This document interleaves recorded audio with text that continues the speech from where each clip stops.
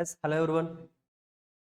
Today we are going to discuss the total journal entries of the issue and forfeiture of the shares. షేర్స్ని మనం issue చేసినప్పుడు entries ఎలా record చేయాలి, ఎన్ని వేరియంట్స్లో మనకి journal entries అనేది వస్తాయి, అండ్ అలాగే లైక్ ఫర్ ఫ్యూచర్ జరిగినప్పుడు ట్రీట్మెంట్ ఎలా చేయాలి, ఏంటి ఫైనల్ ఎంట్రీ ఎలా పాస్ చేయాలి అనేది నేర్చుకుందామండి. This will be useful for CA ఫౌండేషన్లో కంపెనీ అకౌంట్స్ ఉందండి. So for those students this will be useful.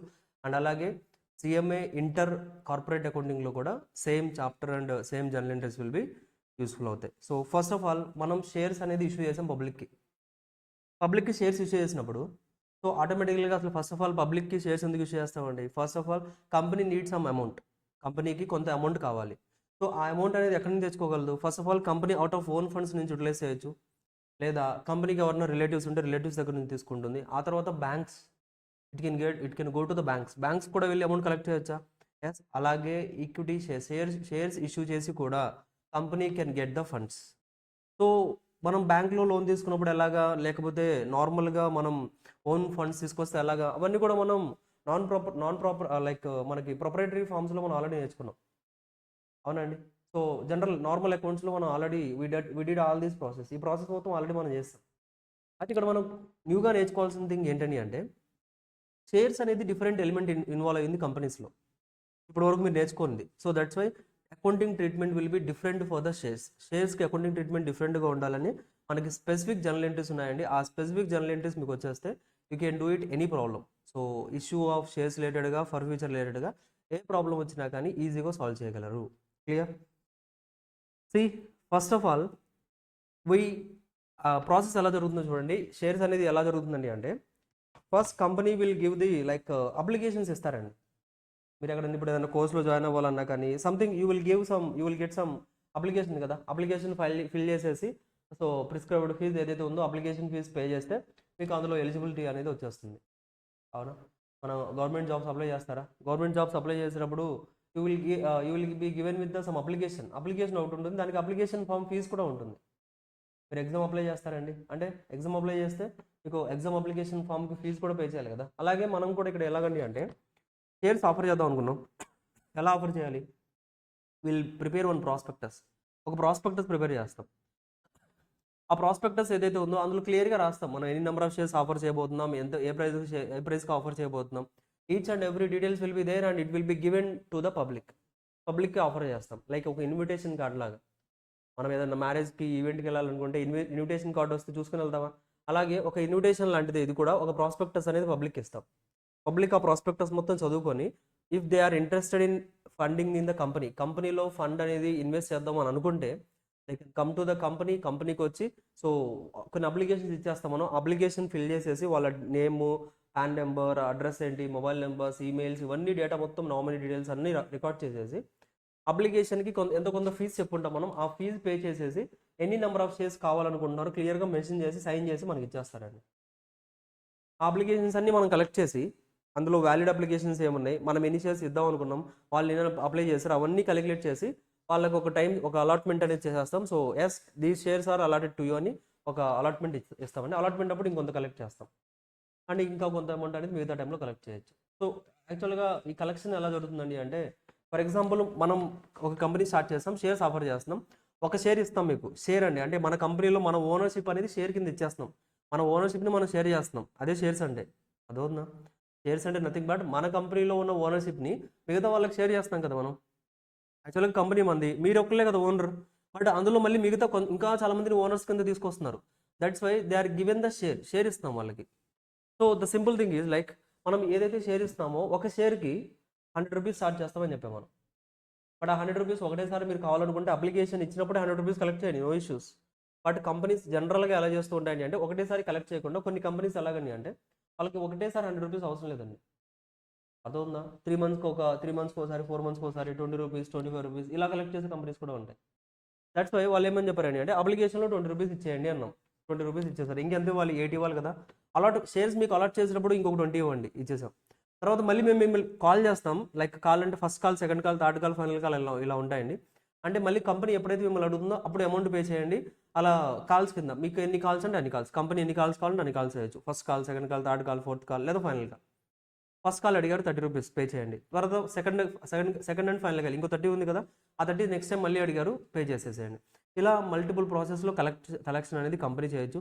అంటే మల్టిపుల్ ప్రాసెసెస్లో కూడా మనం we need to prepare the journal entries అనేది క్లియర్గా మెన్షన్ చేయాలండి.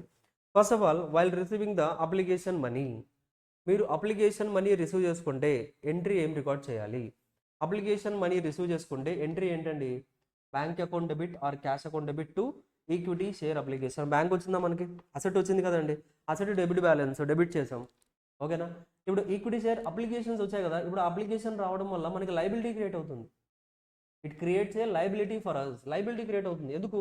మనీ తీసుకున్నప్పుడు మనకి షేర్ అనేది ట్రాన్స్ఫర్ చేయాలి కదా, వాళ్ళకి షేర్స్ ట్రాన్స్ఫర్ చేయాలనే లైబిలిటీ మీకు క్రియేట్ అవుతుంది. కాబట్టి అప్లికేషన్ ఏదైతే రిసీవ్ చేసుకున్నారో ఆ అప్లికేషన్ అనేది లైబిలిటీ కింద ట్రీట్ చేసి మీకు క్రెడిట్ చేస్తాం.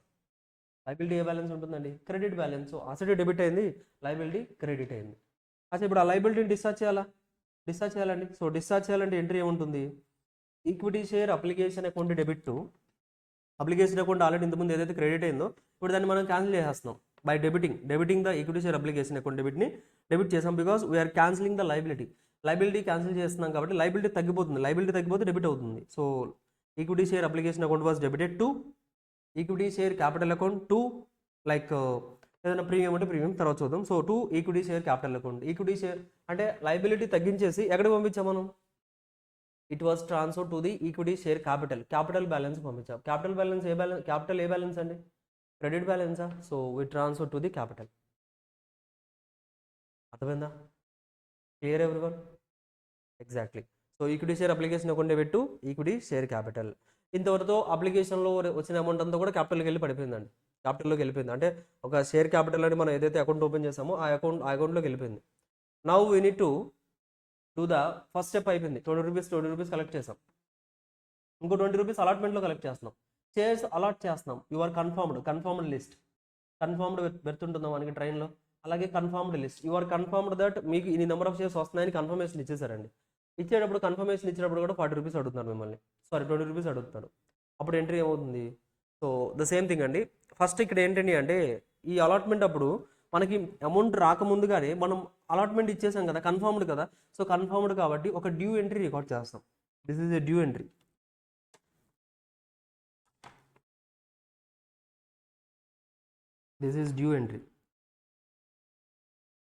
అర్థమవుతుందా? డ్యూ ఎంట్రీ ఎలా ఉంటుందండి అంటే equity share allotment account debit చేస్తాం to equity share capital account. Capital balance కాబట్టి క్రెడిట్ చేసాం. Equity share allotment account. So మనకి ఈక్విటీ షేర్ అనేది అలాట్ చేయాలి కాబట్టి so this was debited. Due entry record చేసామండి. అంటే మనకి అమౌంట్ వస్తుంది రిసీవబుల్. ఎలా రికార్డ్ చేసాం? ఇది ఒక రిసీవబుల్ లాగా రికార్డ్ చేసాం. మనకి రావాలి కదా, ఇంకో 20 రావాలి కదా, అలాట్మెంట్ చేసినప్పుడు 20 వస్తుంది కదా, వచ్చేస్తుంది అని మనం ముందుగానే ప్రిడిక్షన్ చేసేసి రికార్డ్ చేసామండి. ఇస్తారు, ఎందుకు ఇవ్వరు? అప్లికేషన్ పంపించారు కదా షేర్స్ కావాలని. అలాట్మెంట్ ఇచ్చినప్పుడు కూడా మిగతా అమౌంట్ పే చేయాలి. That's why equity share allotment ఒక రిసీవబుల్ లాగా డెబిట్ చేసాం, క్యాపిటల్ బ్యాలెన్స్ క్రియేట్ చేసాం. ఫస్ట్ అయిపోయింది. ఇప్పుడు నెక్స్ట్ ఏంటండి, కొంత టైం పీరియడ్ తర్వాత ఒక 1 మంత్ టైం ఇచ్చాం. 1 మంత్లో వాళ్ళు అమౌంట్ పే చేస్తారు కదా, అమౌంట్ పే చేస్తే మనకి ఏమొస్తుంది? క్యాష్ ఆర్ బ్యాంక్ వస్తుంది. So cash or bank account will be debited. Bank account debit to equity share allotment account. Already ఇక్కడ రిసీవబుల్ అని రికార్డ్ చేసామా, వస్తుందని. ఇప్పుడు రాదు, వచ్చేసింది కదండి, ఇంకా క్యాన్సిల్ చేసేయండి. మనకి బ్యాలెన్స్ వస్తుంది అని మనం రికార్డ్ చేసాం, ఇప్పుడు వచ్చేసింది కదా, క్యాన్సిల్ చేసేయండి. Bank account debit to equity share allotment account. Simple. ఆ తర్వాత అండి ఫస్ట్ అండ్ ఫైనల్ కాల్ చేసాం మనం. ఫస్ట్ అండ్ ఫైనల్ కాల్ చేస్తే ఎంట్రీ ఏమవుతుంది? Equity share first and final call account debit to equity share capital account. ఇది కూడా అంతే, రిసీవబుల్ లాగా డెబిట్ చేసాం. అంటే ఫస్ట్ కాల్ నేను ఫస్ట్ టైం అడుగుతున్నప్పుడు మనకి వస్తుంది ఇంత అమౌంట్ 30 రూపీస్ రావాలి కాబట్టి మనం డెబిట్ చేసాం రిసీవబుల్ లాగా to equity share capital credit చేసాం.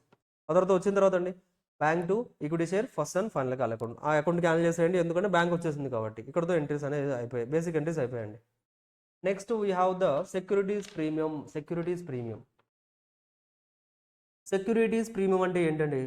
మీరు ఏదైతే face value of the share ఉంటుందో, ఫేస్ వాల్యూ ఒకలా ఉంటుంది, ఇష్యూ ప్రైస్ ఒకలా ఉంటుందండి. ఇష్యూ ప్రైస్ అంటే మార్కెట్లో ట్రేడ్ అయ్యే ప్రైస్, ఫేస్ వాల్యూ అంటే మన బుక్స్లో రికార్డ్ అయిన ప్రైస్. సో ఫేస్ వాల్యూకి ఇష్యూ ప్రైస్ చాలా డిఫరెన్స్ ఉంటుంది.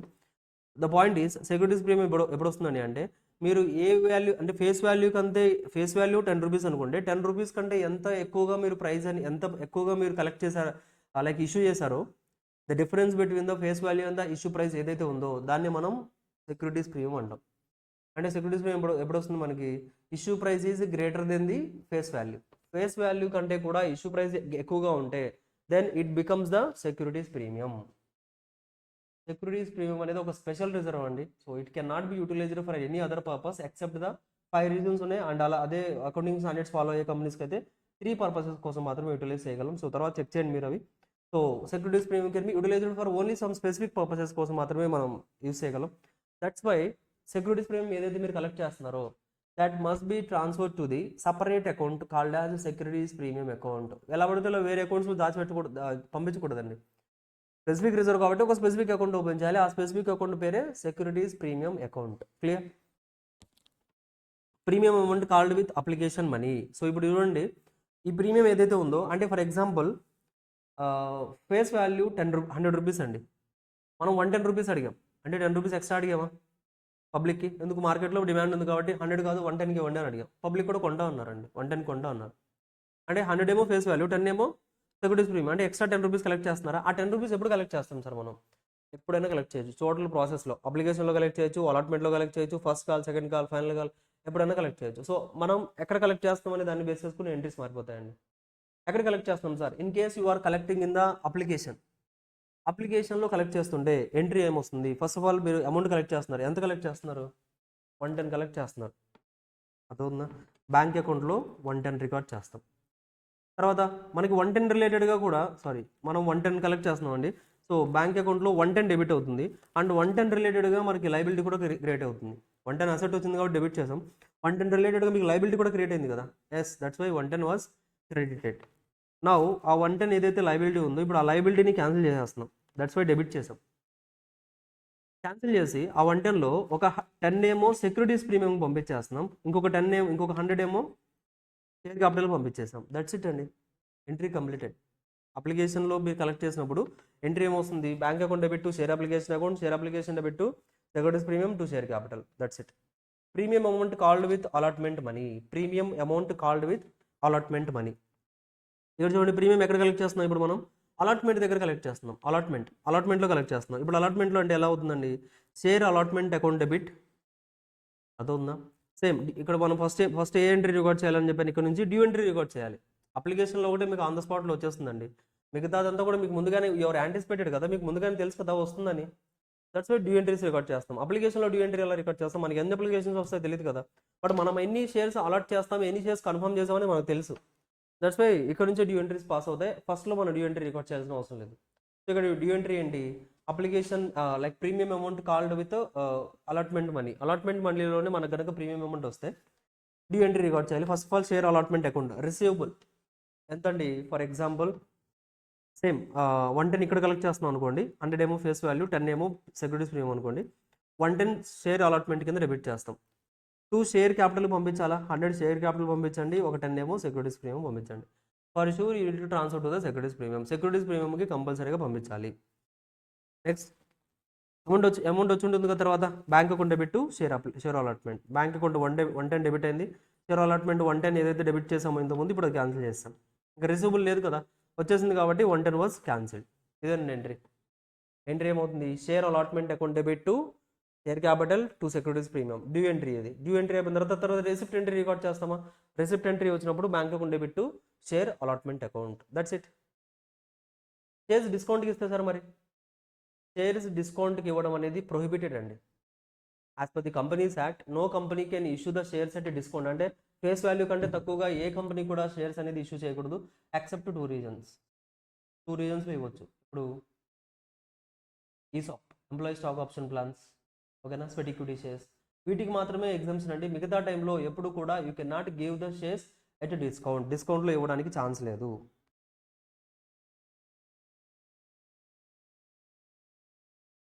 సో ఇవన్నీ అండి, like minimum subscription, full subscription. Minimum subscription వచ్చేసరికి మనం ఎంతైతే ఆఫర్ చేసామో, మనం 1 lakh షేర్స్ ఆఫర్ చేస్తే మినిమం 90,000 షేర్స్ అనేది సబ్స్క్రైబ్ అవ్వాలి. అర్థవుతుందా? That is minimum subscription. అంటే 90% shares must be subscribe. Full subscription అంటే మనం 1 lakh షేర్స్ ఆఫర్ చేసాం, పబ్లిక్ కూడా 1 lakh కోసం వచ్చి అప్లికేషన్స్ ఇచ్చారు, అది ఫుల్ సబ్స్క్రిప్షన్, మ్యాచ్ అయిపోయింది. అండర్ సబ్స్క్రిప్షన్ అంటే మనం 1 lakh ఆఫర్ చేస్తాం పబ్లిక్ దగ్గర నుంచి 90,000కి అప్లికేషన్స్ వచ్చాయి. ఇది అండర్ సబ్స్క్రిప్షన్. ఓవర్ సబ్స్క్రిప్షన్ అంటే మనం 1 లాక్ ఆఫర్ చేస్తాం, పబ్లిక్ అందరూ అప్లికేషన్స్ ఇస్తే 1,50,000 అయ్యాయండి. అంటే మనం ఆఫర్ చేసిన దానికంటే ఎక్కువగా వాళ్ళు అప్లికేషన్స్ పంపించారు. ఫస్ట్ కేసులో ఏంటి సార్, ఫుల్ సబ్స్క్రిప్షన్ అంటే మనం ఆఫర్ చేసినవి ఎన్నైతే ఉన్నాయో అన్ని వాళ్ళు కూడా అప్లికేషన్ ఇచ్చారో ఇచ్చేసేయండి, అయిపోయింది. మనం మనం చెప్పినంత వాళ్ళు అప్లై చేశారు, క్లియర్, సెట్ ఆఫ్ చేసేయండి. అది అండర్ సబ్స్క్రిప్షన్ మనం ఇచ్చింది 1 లాక్, బట్ 90,000 యాక్సెప్ట్ చేశారు. విత్ ఇన్ ద మినిమం సబ్స్క్రిప్షన్లో ఉంటే 90,000కి షేర్స్ అనేది ఇష్యూ చేసేయండి. ఇక్కడ పాయింట్ ఎక్కడ వస్తుందండి అంటే ఓవర్ సబ్స్క్రిప్షన్. మనం 1 లాక్ ఆఫర్ చేస్తే 1,50,000కి అప్లికేషన్స్ వచ్చాయండి.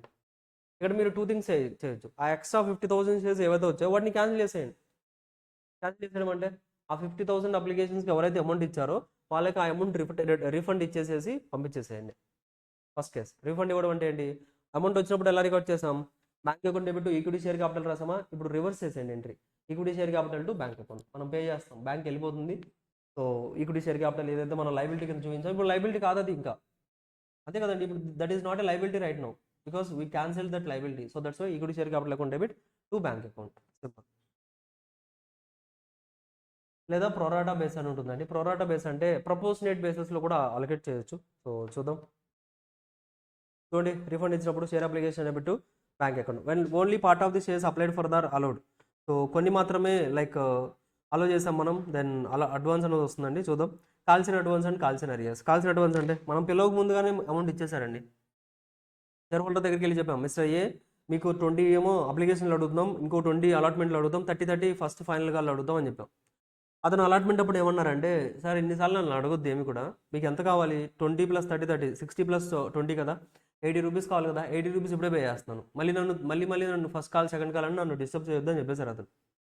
అలా మనకి అదైతే అతను ముందుగానే పే చేశారో దాన్ని మనం అడ్వాన్స్ అంటాం. అంటే కాల్స్ ఇన్ అడ్వాన్స్ అంటే మనం అడగక ముందుగానే అమౌంట్ పే చేస్తారు, that is calls in advance. Calls in arrears అంటే మనం అడిగినా పే చేయకపోవడం, that is calls in arrears.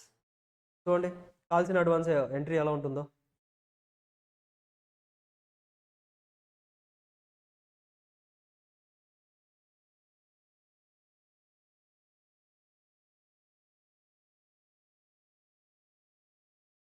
Calls in advance వచ్చేసరికి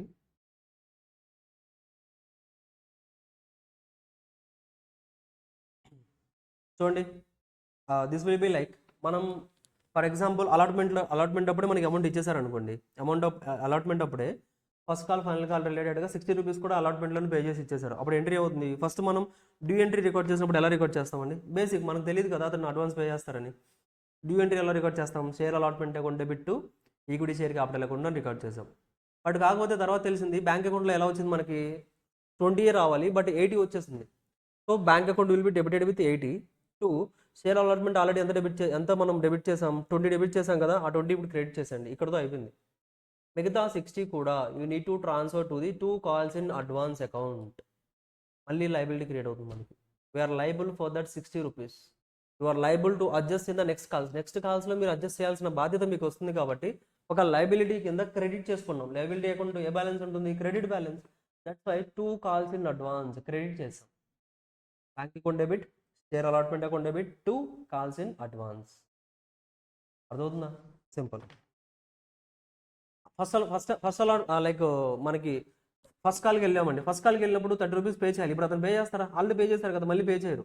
బట్ డ్యూ ఎంట్రీ అయితే మనం రికార్డ్ చేసుకుంటాం, ఏమని, share first call account debit to share capital, due entry record చేస్తాం. తర్వాత ఏం రికార్డ్ చేయాలి, bank account debit to share allotment రాయాలి కదా, బట్ ఇక్కడ రాయకూడదండి. ఎందుకు, బ్యాంక్ అకౌంట్ రాదు కదా మీకు, ఇంకా you won't get any bank account because already bank account ఇంత ముందు డెబిట్ అయింది కాబట్టి ఇప్పుడు రాదు.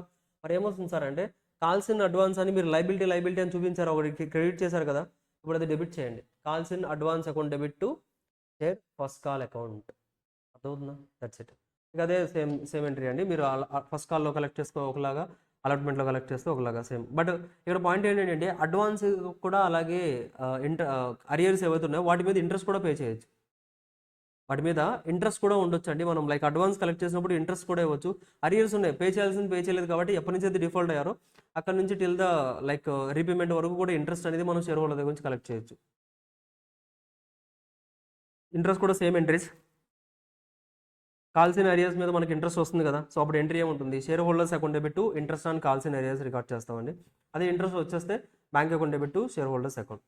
అదే ఫర్ ఇంట్రెస్ట్ డ్యూ ఉంది. డ్యూ అంటే ఎలాగా, interest on calls in advance మనం పే చేయాలి కదా, that's why to share holders అకౌంట్ని క్రెడిట్ చేసాం. పేమెంట్ చేసినప్పుడు share holders to bank account, same entries. And now the important part is for future of shares. For future of shares. For future of shares అంటే ఏంటి sir? For future of shares అంటే ఏంటండి అంటే simple వేలో కాల్సిన arrears ఉన్నాయా మనకి, pay చేయాల్సిన balance ఉంది కదండి, పే చేయాల్సిన బ్యాలెన్స్ అతను పే చేయట్లేదు, షేర్ హోల్డర్ ఎవరైతే ఉన్నారో is not paying the balance amount. 2 months ఆగాం, 3 months ఆగాం, నోటీస్ ఇచ్చాం, సార్ పే చేయండి పే చేయండి పే చేయండి, పే చేయట్లేదు. ఏంటంటే పే చేయకుండా అలాగే ఉంచేస్తారా? క్యాపిటల్ ఏమో కనిపిస్తుంది 100 రూపీస్కి, బట్ పేమెంట్ ఏమో లేదు మన దగ్గర. వచ్చి అడుగుతారా పబ్లిక్, ఏంటి సార్ ఇంత క్యాపిటల్ అని కనిపిస్తుంది, మరి క్యాష్ లేదు, మీ దగ్గర క్యాష్ లేదు ఏంటి అని అడుగుతాం. అలాంటి క్వశ్చన్ రాకుండా ఉండాలంటే first of all forfeit those shares, ఆ షేర్స్ క్యాన్సిల్ చేసేయండి. ఉన్నా యూజ్ లేదు కదా, అక్కడ చూపిస్తున్నారు కానీ వాల్యూ లేదు మీ దగ్గర, క్యాష్ లేదు మీ దగ్గర. సో దట్స్ వై ఆ క్యాపిటల్ని క్యాన్సిల్ చేయడాన్ని మనం ఫర్ఫిటెడ్ అంటున్నామండి. ఫర్ ఫీచర్ అంటే you are cancelling the shares which was already recorded in the బుక్స్లో మనం ఆల్రెడీ ఏదైతే రికార్డ్ చేసామో ఇప్పుడు అది క్యాన్సిల్ చేసేస్తున్నాం మనం. ఎలా సార్, ఎలా క్యాన్సిల్ చేస్తాం? సో ఇంతకుముందు మనం షేర్ క్యాపిటల్ అనేది క్రెడిట్ చేసుకుంటూ వెళ్ళామా, అప్లికేషన్లో క్రెడిట్ చేసాం, అలాట్మెంట్లో క్రెడిట్ చేసాం, first call second call final call ప్రతి చోట క్రెడిట్ అయిపోతూ ఉంటుందా? ఆ క్రెడిట్ అయిన వాల్యూ ఏదైతే ఉందో total value will be debited again, because unit to cancel కదండి. క్యాన్సిల్ చేయాలంటే డెబిట్ చేయాలి. కాల్డ్ అప్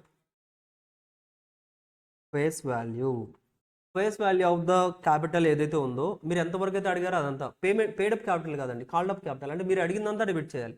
ఎందుకు? మీరు అడిగిన ప్రతిసారి క్రెడిట్ చేశారు, పే చేసినా పే చేయకపోయినా కానీ. దట్స్ వై క్యాన్సిల్ చేసేటప్పుడు కూడా అతను పే చేసినా పే చేయకపోయినా మీరు డెబిట్ చేసేయాలి. ఓకేనా? Called up face value debit చేసాం అంటే షేర్ క్యాపిటల్ డెబిట్ చేసాం. ఇప్పుడు అండి ఆల్రెడీ మనం ఏదైతే allotment first call final call ఏదైతే ఆల్రెడీ పైన మనం పేమెంట్ ఎక్కడైతే జరగలేదో, పేమెంట్ జరిగినప్పుడు మనం allotment account first call final call ఇలా రికార్డ్ చేసి ఉంటాం కదా, వాటిని క్రెడిట్ చేసేయండి. ఆ యొక్క వాల్యూస్ ఏదైతే ఉన్నాయో వాల్యూస్తో క్రెడిట్ చేసేయండి, then it will be done. ఇది ఒక మెథడ్. ఇంకో మెథడ్లో ఎలాగండి అంటే మనం పేమెంట్ రాని ప్రతిసారి కూడా మనం ఎలా రికార్డ్ చేసి ఉంటామండి అంటే, ఇప్పుడు ఫర్ ఎగ్జాంపుల్ అలాట్మెంట్లో అమౌంట్ రానప్పుడు ఎంట్రీ మనకి బ్యాంక్ అకౌంట్ రాదు కదా, that's why calls in arrears అని డెబిట్ చేసేవాళ్ళం. Calls in arrears account debit to share allotment account లేదా షేర్ ఫస్ట్ కాల్ అకౌంట్, ఇలా ఎంట్రీ రాసేవాళ్ళం. కాల్స్ ఇన్ అరియర్స్ అనేది ఎందుకు డెబిట్ చేసాం? రిసీవబుల్ కాబట్టి, అగైన్ ఇది రిసీవబుల్ వస్తుంది కదా అని మనం డెబిట్ చేసుకుంటూ వెళ్ళామండి. ఇలా డెబిట్ చేసుకుంటూ వెళ్ళాం కొంతకాలం, బట్ రాలేదు కదా. ఇప్పుడు ఫర్ఫీచర్ చేస్తున్నాం కాబట్టి ఇక మళ్ళీ వస్తుందా మీకు? ఫర్ఫీచర్ అంటే క్యాన్సిల్, ఇక రాదు మీకు, మళ్ళీ ఎవరు పే చేయరండి షేర్ క్యాన్సిల్ చేసిన తర్వాత. That's why calls in arrears ఇంతకుముందు ఏదైతే డెబిట్ అయిందో ఇప్పుడు అది క్రెడిట్ చేసేయండి. అర్థమవుతుందండి? అంటే ఇక్కడ పాయింట్ ఏంటండి అంటే మనం ఎంత అడిగాం, ఫర్ ఎగ్జాంపుల్ మనం 100 రూపీస్ అడిగామండి, ఎంత పే చేయలేదు అతను, 20 పే చేయలేదు అంటే మీనింగ్ ఏంటి? 80 పే చేసినట్టేనా? ఆ 80 ఏదైతే పే చేస్తారో that is the profit to you, కంపెనీకి ప్రాఫిట్ అండి అది. Just transfer to the that will be transfer to the share forfeiture account. ఒక నామినల్ అకౌంట్ క్రియేట్ చేస్తాం మనం, అదే షేర్ ఫర్ఫీచర్ అకౌంట్. మనకి వచ్చిన ప్రాఫిట్ కదా అది, ఆ ప్రాఫిట్ అంతా కూడా ఫర్ఫీచర్ అకౌంట్కి ట్రాన్స్ఫర్ చేసేయండి. దట్స్ ఇట్ అండి, అంతే సింపుల్ యాజ్ దట్. అదవుతుందా? ఒక అడ్జస్ట్మెంట్ మీరు ఇక్కడ నేర్చుకోవాల్సింది సెక్యూరిటీస్ ప్రీమియం కూడా మనం కలెక్ట్ చేస్తే ఎలా సార్ మరి entries? In case securities premium మీరు కలెక్ట్ చేస్తే ఏదన్నా ఆల్రెడీ సెక్యూరిటీస్ ప్రీమియం రిలేటెడ్గా మీరు క్యాష్ కలెక్ట్ చేశారనుకోండి, ఎలాంటి అడ్జస్ట్మెంట్ కూడా చేయొద్దు, డైరెక్ట్గా సెక్యూరిటీస్ ప్రీమియంలో ఉంచేసేయండి. అసలు ఎలాంటి ట్రీట్మెంట్ కూడా చేయొద్దు సెక్యూరిటీస్ ప్రీమియంకి. ఒకవేళ మీరు సెక్యూరిటీస్ ప్రీమియం కనుక ఎంట్రీ రికార్డ్ చేశారు కానీ క్యాష్ కలెక్ట్ చేయలేదు, అదే ఎగ్జాక్ట్గా మనం అలాట్మెంట్లో సెక్యూరిటీస్ ప్రీమియం కలెక్ట్ చేద్దాం అనుకున్నాం, బట్ అలాట్మెంట్ అతను డిఫాల్ట్ చేశారు, బట్ సెక్యూరిటీస్ ప్రీమియం అయితే క్రెడిట్ అయింది కదా. దట్స్ అలా క్రెడిట్ అవ్వకూడదు కాబట్టి క్యాపిటల్ అకౌంట్ ఏదైతే డెబిట్ అయిందో దాంతో పాటుగా సెక్యూరిటీస్ ప్రీమియం అకౌంట్ కూడా క్యాన్సిల్ చేసేయండి. బుక్స్లో నాన్ క్యాష్ ట్రాన్సాక్షన్ ఉండకూడదండి. సెక్యూరిటీస్ ప్రీమియం అనేది చాలా స్పెసిఫిక్ రిజర్వ్, అలాంటిది మీరు వితౌట్ క్యాష్ రికార్డ్ చేయడానికి not allowed. That's why cash collect అవ్వలేదు కాబట్టి అది మళ్ళీ క్యాన్సిల్ చేసేయండి, సెక్యూరిటీస్ ప్రీమియం అకౌంట్ వరకు క్యాన్సిల్ చేసేయండి. దట్స్ ఇట్, అంతేనండి. These are the entries for the issue of shares and the forfeiture of shares. Okay, so that's it. We'll meet in the next class. Thanks everyone. Bye.